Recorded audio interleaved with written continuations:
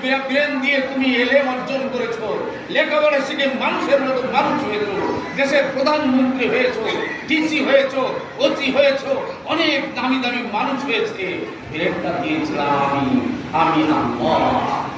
ঠিক না বেটি? তোমার জবানটা তুমি দেখো না, আমি একজন মানুষকে হুবা করে পাঠিয়েছি, তোমার তো আমি জবানটা দিয়েছিলাম। ওই জবান দিয়ে তুমি তোমার নেতা নেত্রীকে ডেকেছো আর বলেছো অমুক ভাইয়ের চরিত্র ফুলের মতো পবিত্র, কিন্তু জবানটা দিয়েছিলাম আমি। ওই জবান তোমার মা দেয় নাই, ওই জবান তোমার বাবা দেয় নাই, ওই জবান তোমার নেতা কর্মী কেউ দেয় নাই। জবানটা দিয়েছিলাম আমি আমার শুকর আদায় করার জন্য। তুমি ওই জবান দিয়ে আমার শুকর আদায় করো নাই, বরং ওই জবান দিয়ে তুমি আমার বিরোধিতা করেছো। এর শুকর তুমি কেমনে আদায় করবা?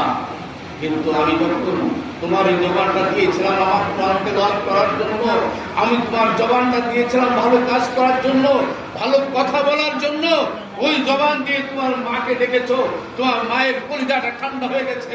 ওই জবান দিয়ে তোমার বাবাকে ডেকেছো, তোমার বাবার কলিজা ঠান্ডা হয়ে গেছে। ওই জবান দিয়ে তুমি তোমার নেতা কর্মীকে ডেকেছো, তার নেতা কর্মীর কলিজা ঠান্ডা হয়েছে। ওই জবানটা দিয়েছিলাম আমি, ওই জবানটা দিয়ে আমি আল্লাহকে তুমি রাখো ভাই। তোমার মতো কাফের কুকুর আর দুনিয়াতে আর কেউ নয়। এই জন্য আমার বিনতি, আমার আপনাদের কাছে নিবেদন, আমরা 5 ওয়াক্ত নামাজ ছাড়ব না।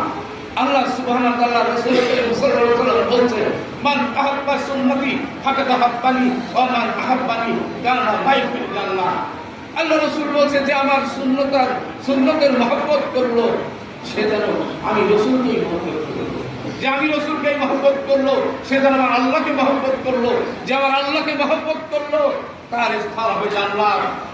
ঠিক না বেঠিক? তাহলে কি ভাই রাসূলের সুন্নতের ভিতরে কি টুপি পড়ছে না? ভাই আমরা টুপি মাথায় দেই না কেন? কেন দেই না? রাসূলের সুন্নতের ভিতরে কি দাড়ি করে না ভাই? দাড়ি রাখা কি সুন্নত? ওয়াজিব। ওয়াজিব ওয়াজিব। দাড়ি রাখা ওয়াজিব। দাড়ি সাসলে যে গুনাহ হয়, দাড়ি কেটে খাটো করলেও সেই গুনাহ হয়, কবিরা গুনাহ। এক নিম্নে মাসালা, আল্লাহ ওয়ালারা যে মাসালা তৈরি করেছে সেই মাসালা হলো নিম্নে এক মুষ্টি। কিন্তু আপনি দাড়ি চেষে কবিরা গুনাহ করছেন, আমি দাড়ি কেটে কবিরা গুনাহ করছি। আল্লাহ রাসূলের সুন্নত মানছি না।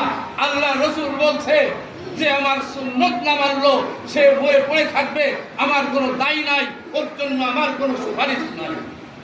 তাহলে আমি এইটুকু বলতে পারি কিনা যে আল্লাহ রাসূলের সুন্নত মানা আমাদের লাগবে কিনা ভাই? সুন্নতের ইত্তেবা করা লাগবে কিনা? সুন্নতের মহব্বত করা লাগবে কিনা? আসলে সুন্নত না থাকলে ফরজ থাকে না। এটা কি জানা আছে আপনার? জানা নাই? সুন্নত না থাকলে ফরজ থাকে না। আল্লাহ বলছে তোমরা কি দেখো না আমি আমার নবী আমার রাসূলকে কত মূল্যায়ন করেছি, কত দাম দিয়ে দুনিয়াতে পাঠিয়েছি। তোমরা সারা রাত ঘুমাও, সেই ঘুম থেকে আমি ভোর রাত্রে তোমাদেরকে জাগিয়ে তুলে দিই। আমি আল্লাহ। জেগে ওঠার পর তোমরা ফজরের নামাজ পড়ো, 2 রাকাত আগে আমার রাসূলের সুন্নাত নামাজ পড়ো, তারপরে আমি আল্লাহ আমার ফরজ নামাজ পড়ো। ঠিক না বেঠিক? কথা বলেন না, আপনারা বুঝতে পারেন না আমার মনে হয় কথাটা? বোঝা যায়? কথা বোঝা যায় ভাই? বোঝা যায়। তাহলে সুন্নতের দাম কি আল্লাহ দিয়েছেন? আমার রাসূলের দাম কি আল্লাহ দিয়েছেন? যেহেতু 2 রাকাত নামাজ ফরজ নামাজ সকালে 2 রাকাত ফরজ নামাজ আগেই কিন্তু আগে 2 রাকাত সুন্নত পড়ে তারপরে ফরজ পড়া লাগে। ঠিক না বেটি? তাহলে আল্লাহ যদি আমার এই রাসূলের এই মূল্য এই দাম দিয়ে থাকে, এই মূল্য দিয়ে থাকে, আমরা কেন সেই রাসূলের সুন্নতের মহব্বত করতে পারি না ভাই? ভাই একটু ভেবে দেখি, আজকে আমার জামাই শহীদুল ইসলাম তার মৃত্যু এখানে পরীক্ষার অনুষ্ঠানে আমরা এসেছি। কালকে তো আমার মৃত্যু হবে, আমার জানাজা হয়ে যেতে পারে। মৃত্যু তো খুব সহজ একটা জায়গা, মৃত্যু অনেক নিকট একটা জায়গা, এবং মৃত্যু বড় ভয়ঙ্কর, মৃত্যু বড় কঠিন।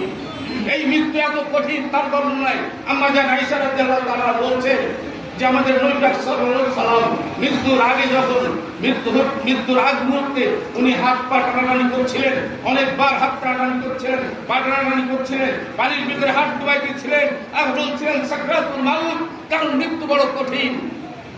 এমন সময় আমি আয়েশা আমার নবীর ঘরে গেলাম, যে দেখলাম নবীজির গায়ের পরে একটা চাদর বা কম্বল রয়েছে। আমি কম্বলটা টেনে দেখলাম আমার নবীজির এমন কোন গায়ের ভিতর দিয়ে এমন কোন লোম নেই যে যেখান থেকে নবীজির ঘাম বেরোতেছে না। তাহলে মৃত্যু বড় কঠিন। এই এত কঠিন মৃত্যু, সেই মৃত্যু আমাদেরকে ভয় লাগে না? সেই মৃত্যু যদি ভয় হয়, মৃত্যুর ভয় যদি আমার থাকে, কেন আমি 5 ওয়াক্ত নামাজ পড়ি না? কেন আমি দাড়ি রাখি না? কেন আমি টুপি মাথায় দিই না? কেন আমি সুন্নতের আমল করি না? তাহলে করা লাগবে কিনা ভাই? আজ থেকে যারা দাড়ি চাচি এবং কেটে খাটো করি, কে কে করবো না একটু হাত দেখান দেখি ভাই। আজ থেকে আমি দাড়ি আর চাচবো না, দাড়ি কেটে খাটো করবো না। বলেন তো দেখি কে কার সাহস আছে?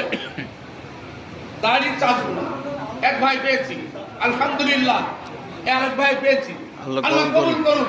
আমাদের সবাই সুন্নতের আমল করার তৌফিক দিন। আল্লাহ যেন আমাদের মুমিন মুত্তাকিন বানিয়ে আল্লাহ আমাদের মৃত্যুবরণ করেন। আল্লাহ যেন ঈমানি হালতে আমাদেরকে মৃত্যুবরণ করায়। আল্লাহ যেন আমাদের আরশে আজিমের ছায়া দান করে থাকে। আল্লাহ যেন কঠিন বিপদের সময় আল্লাহ রাসূলের কাউসারের হাতের কাউসারের পানি আল্লাহ যেন আমাদেরকে মঞ্জুর করে থাকেন।